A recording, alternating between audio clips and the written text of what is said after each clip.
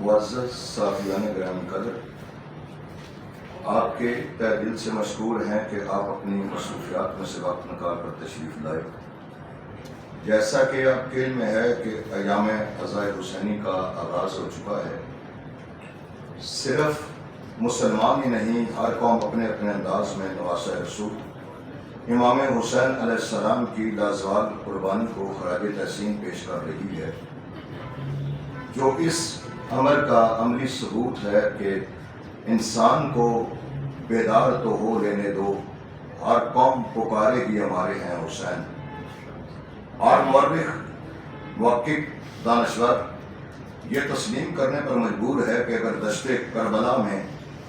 امام حسین علیہ السلام اپنے جانثاروں اور ماپاروں کی قربانی پیش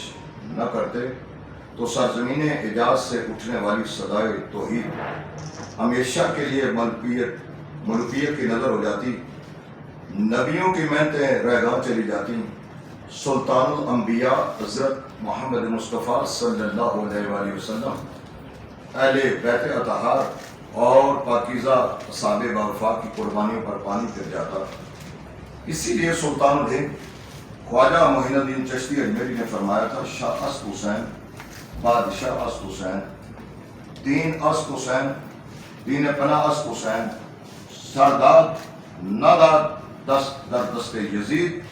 عکا کے بینا لا الہ است حسین۔ حسین دین کی پناہ ہے، حسینیت دین کے تحفظ کا جذبہ، حسین محافظ قرآن ہیں اور ذکر حسین قرآن کی محافظت کے عزم کی تجدید۔ یہی وجہ ہے آپ نے دیکھا کہ جب یکم محرم الحرام کو کربلا میں